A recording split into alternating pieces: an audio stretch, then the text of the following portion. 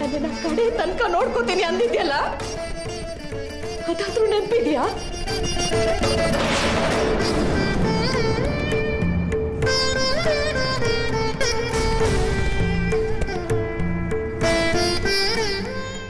ನನ್ನ ಎರಡನೇ ಹೆಂಡತಿಯಾಗಿ ನೀನೇ ಬರ್ತೀಯ ಅಂತ ಭರವಸೆ ಕೊಟ್ಟಿದ್ದೆ, ನೆನಪಿದ್ಯಾ?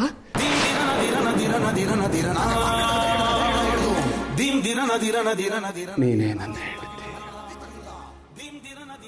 ಒಂದು ದಿನದ ಹೆಂಡತಿ ಅಲ್ಲ, ಜನ್ಮ ಜನ್ಮದ ಜೊತೆಗಾತಿ.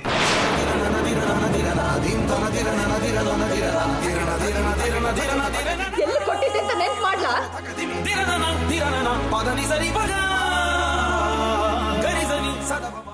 ನಿನ್ನ ಹೆಂಡತಿ ಗೊತ್ತಾದ್ರೆ ನನ್ನನ್ನು ಒಪ್ಕೋತಾರ ಅಂತ ಕೇಳಿದ್ದೆ, ನನ್ನ ಮನೆಗೆ ಸೇರ್ಸ್ಕೋತಾರ ಅಂತಾನು ಕೇಳಿದ್ದೆ. ಅವಳನ್ನ ಒಪ್ಪಿಸ್ಬಿಟ್ಟೆ ನಿನ್ನ ನೀ ಮನೆಗೆ ಸೇರಿಸ್ಕೋತೀನಿ ಅಂದಿದ್ದೆ, ನೆನ್ಪಿದ್ಯಾ?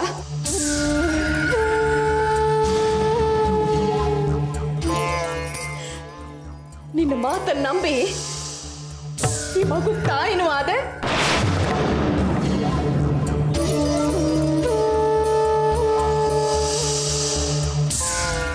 ಇವತ್ತಿನವರೆಗೂ ನಿನ್ನ ಹೆಂಡತಿಯಾಗೆ ಉಳ್ಕೊಂಡಿದ್ದೀನಿ.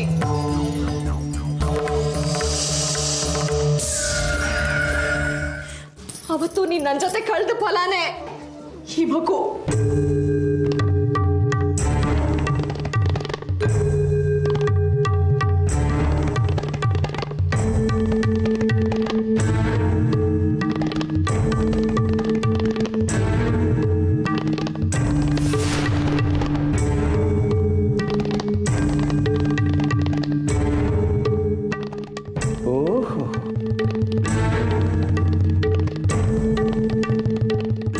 ನನಗೆ ಸವಾಲ್ ಹಾಕೋದಕ್ಕೆ ಬಂದಿದ್ದೀಯ.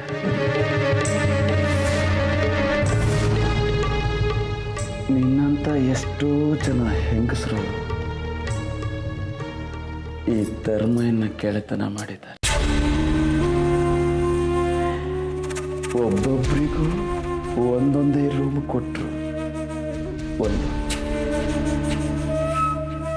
ಇಂಥ 10 ಮನೆ ಕಟ್ಟಿಸ್ಬೇಕಾಗತ್ತೆ. ನಮ್ಮ ಸಂಬಂಧ ಏನೇ ಇದ್ರೂ 3 ದಿನ, ಹೆಚ್ಚು ಅಂದರೆ 4 ದಿನ ಮಾತ್ರ. ಅದಕ್ಕಿಂತ ಹೆಚ್ಚು ಕಾಲ ಈ ಧರ್ಮನಿಗೆ ಯಾವ ಗೆಳತಿಯೂ ಇಲ್ಲ ತಿಳ್ಕೊ. ನೀನು ನಿನ್ನ ಮಗುನ ಕರ್ಕೊಂಡು ಇಲ್ಲಿಂದ ಹೊರಟೋಗು.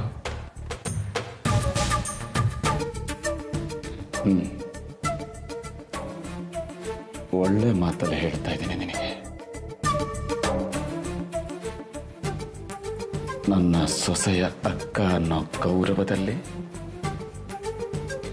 ಸಭ್ಯ ರೀತಿಯಲ್ಲಿ ಹೇಳ್ತಾ ಇದ್ದೀನಿ. ಇಲ್ಲ ಅಂದ್ರೆ ಏನ್ ಮಾಡ್ತೀಯಾ? ಮಕ್ಕಳು ಕೂಡ ಅಪ್ಪಂದಿರಿಗೆ ಬದುಕೊಡೋ ಯೋಗ್ಯತೆ ಇಲ್ವಾ? ನಾನು ಇಲ್ಲೇ ಇರ್ತೀನಿ, ಯಾವುದೇ ಕಾರಣಕ್ಕೂ ಹೋಗಲ್ಲ.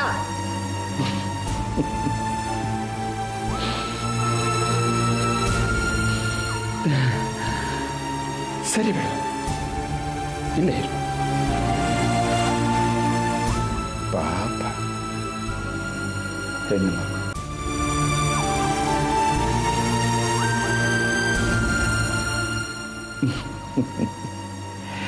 ಅಜ್ಜಿ ತಾಯಿ ಪರಂಪರೆನ ಮುಂದುವರಿಸಲಿ.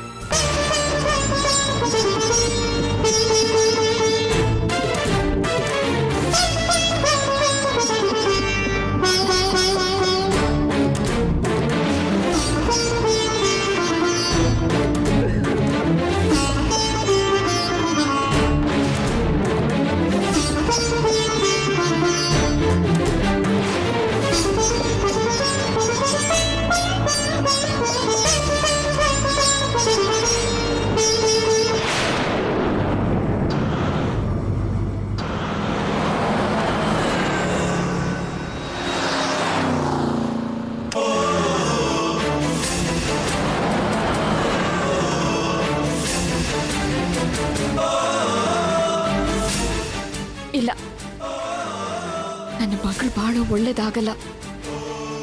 ತನ್ಮಯ್ಯ ಖಂಡಿತ ನನ್ನ ಮಗಳ ಬಾಳನ್ನ ನಾಶ ಮಾಡ್ಬಿಡ್ತಾನೆ. ಅಮ್ಮ ನಂತರ ಇವಳು ದೇವದಾಸಿ ಆಗೋದು ಬೇಡ. ನನ್ನ ಜೊತೆಗೆ ಇದು ಮುಗ್ದು ಹೋಗ್ಲಿ.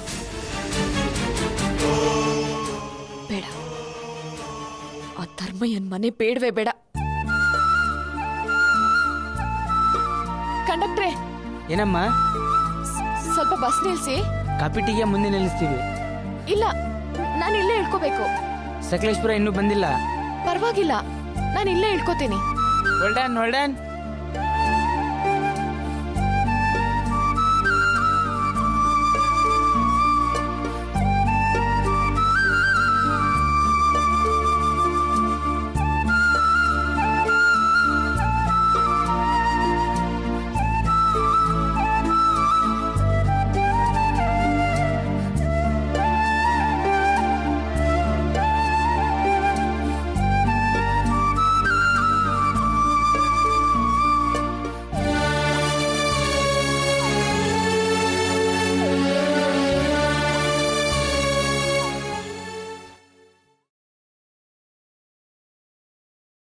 ಅಮಿತಕ್ಕ, ನಮ್ಮಪ್ಪ ಅಮ್ಮನ ನಾನು ಆಡ್ಕೋಬಾರ್ದು, ಆದರೆ ಇರೋ ವಿಷಯ ಹೇಳ್ಬೇಕಲ್ವಾ?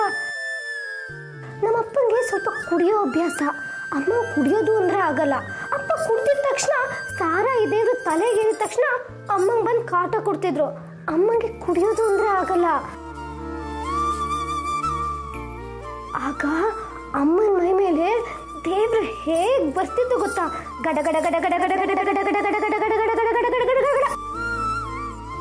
ಅಮ್ಮನ ಮೈ ಮೇಲೆ ಮಾತ್ರ ಅಲ್ಲ ಅಮಿತಾ, ಬೇಕು ಅಂದ್ರೆ ಮಗಳು ಮೈ ಮೇಲೂ ಆ ದೇವ್ರು ಬರುತ್ತೆ. ಕಲ್ಪನಾ, ನಿನ್ ಮೈ ಮೇಲೆ ಒಂದ್ಸಲಿ ನನ್ನ ಎದುರಿಗೆ ಬಂದಿತ್ತಲ್ಲ, ಅದೇ ರೀತಿ ಅಮಿತಾಗೂ ತೋರ್ಸೆ.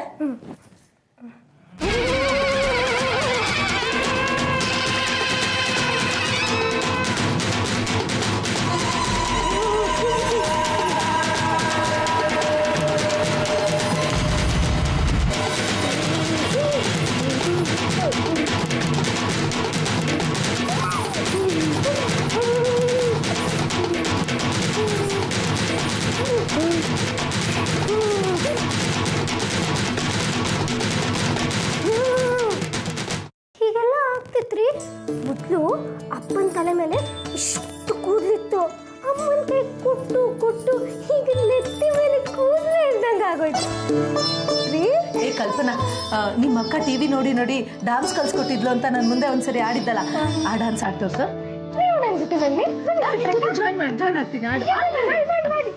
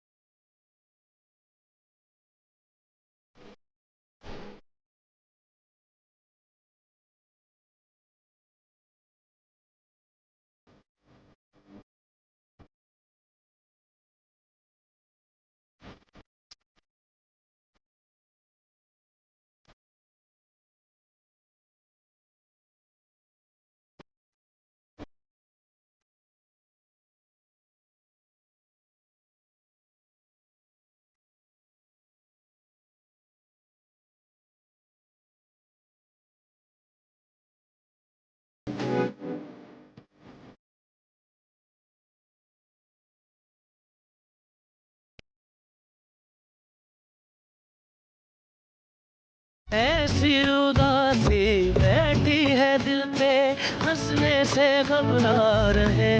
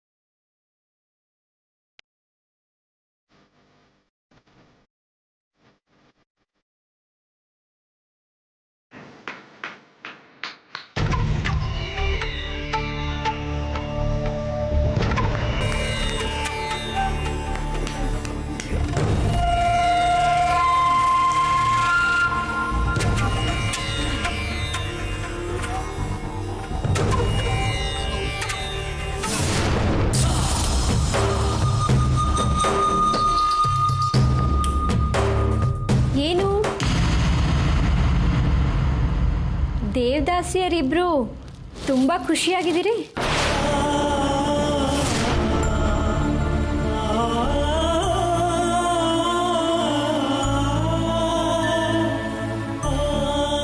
ಓ, ಚಂದ್ರಗಿರಿ ನೆನಪಾಯ್ತಾ?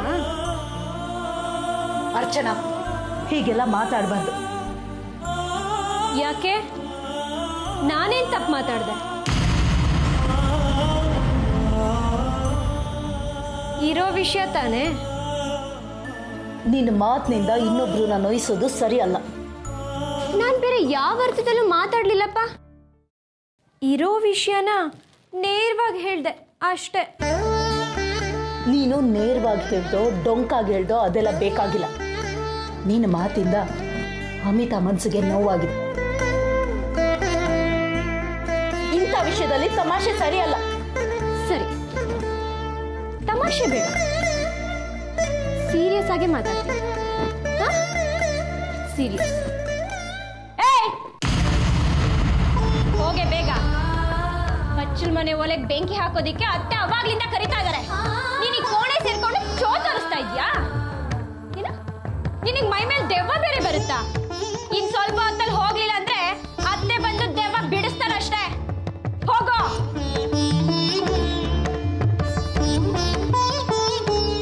ಹೋಗೆ.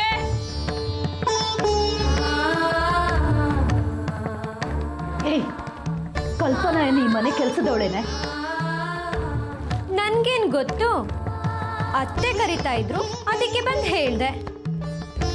ಬೇಕಾದ್ರೆ ಇಲ್ಲೇ ಕೂತಿರ್ಲಿ, ನನ್ಗೇನು.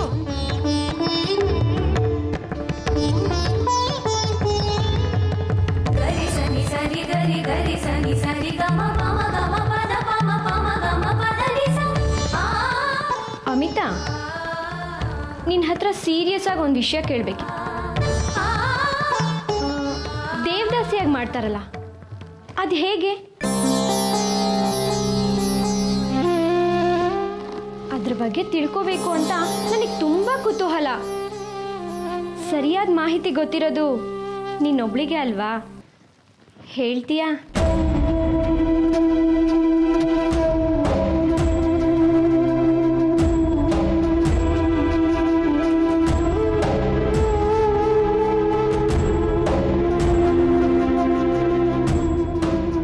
ಅಮಿತಾ, ಅದೇನೋ ದೇವ್ರ ಮುಂದೆ ತಾಳಿ ಕಟ್ಟಿಸ್ಕೋತಾರಂತೆ, ಆಮೇಲೆ ಅವ್ರಿಗಿಷ್ಟ ಬಂದವ್ರ ಜೊತೆ ಇರ್ತಾರಂತೆ.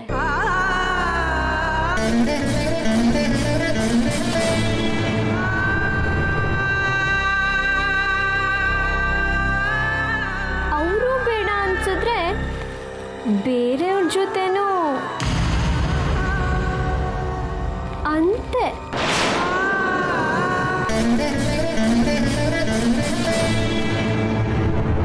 ನಿಜನಾ?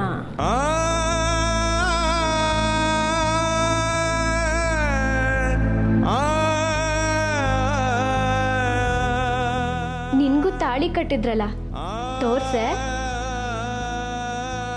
ಅದೇನೋ ತಲೆಗೆ ಮುತ್ತು ಕಟ್ತಾರಂತಲ್ಲ, ಮತ್ತೆ ನಿನ್ ತಲೆಯಲ್ಲಿ ಒಂದ್ ಮುತ್ತು ಇಲ್ಲ. ಎಳೆ ಮೇಲೆ ಎದ್ದೇಳೆ. ನೀನ್ ಏನ ಅನ್ಕೊಂಡಿದ್ಯಾ? ಪಾಪ ಅವಳು ಈಗ ತಾನೇ ಶಾಕ್ ಇಂದ ಹೊರಗೆ ಬಂದಿದ್ದಾಳೆ. ಅವಳ ಹತ್ರ ಹೀಗ ಮಾತಾಡೋದು?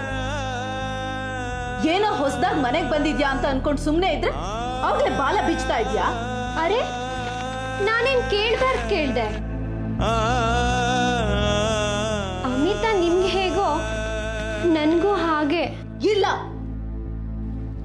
ಹಾಗೆ ನೋಡಿದ್ರೆ ನೀನು ಈ ಮನೆಗೆ ಬರೀ ಸೋದ್ರ ಸೊಸೆ ಮಾತ್ರ, ಮದುವೆ ಆಗಿ ಬಂದಿರೋ ಸೊಸೆ ಅಲ್ಲ. ಯಾಕ್ರಿ? ಅತ್ತೆ ಮಾವ ನನ್ನನ್ನ ಸೊಸೆ ಅಂತ ಒಪ್ಕೊಂಡಿದ್ದಾರೆ. ಬೇರೆಯವ್ರು ಒಪ್ಲಿ ಒಪ್ಪದೇ ಇರ್ಲಿ, ನನ್ಗೇನು. ಒಪ್ಪದೇ ಇದ್ರೆ ಕತ್ತೆ ಬಾಲ.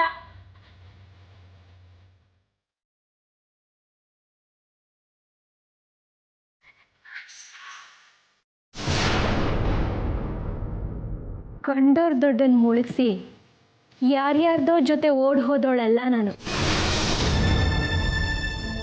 ಮರ್ಯಾದೆಯಾಗಿ ಮದ್ವೆಯಾಗಿ ಬಂದಿದ್ದೀನಿ.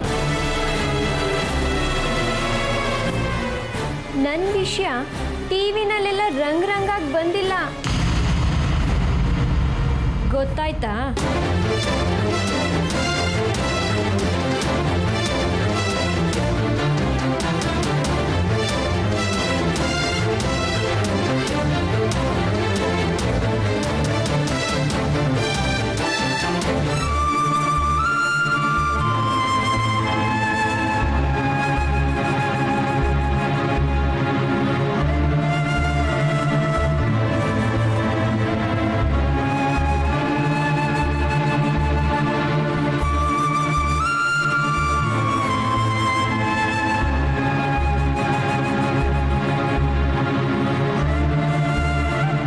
ಹೇಳಿಯಪ್ಪ, ಹೇಗೆ ನಡೀತಿದೆ ಕಾಡು ಮಲ್ಲಿಗೆ ಕುರುಕ್ಷೇತ್ರ?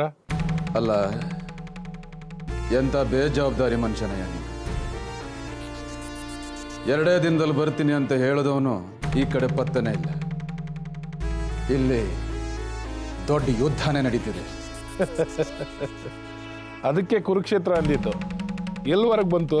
ಮಂಜುಳನ ಉಪಾಯ ಮಾಡಿ ಊರಿಗೆ ಕಳಿಸಿದ್ದೀವಿ. ಇಲ್ಲಿರೋದು ಕಲ್ಪನಾ ಒಬ್ಬಳೆ.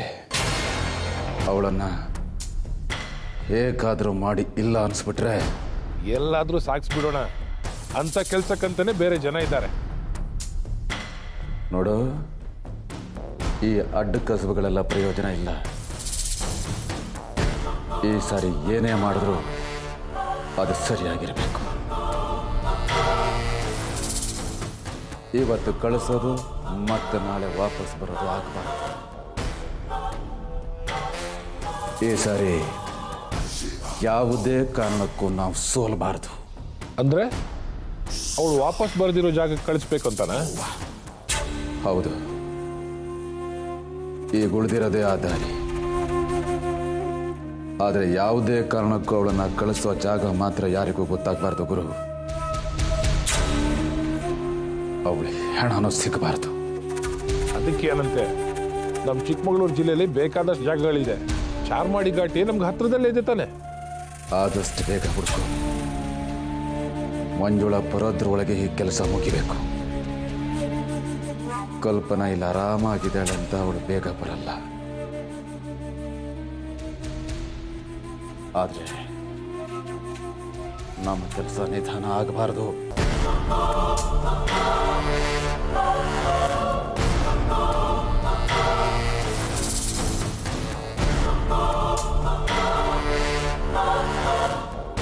ಆಯ್ತು, ಅದೇ ರೀತಿ ಮಾಡೋಣ. ಗೊತ್ತಲ್ಲ, ಪದೇ ಪದೇ ಅವಮಾನ ಅನುಭವಿಸಿತ್ತು. ಸೋಲಬಾರದು ಅಷ್ಟೇ.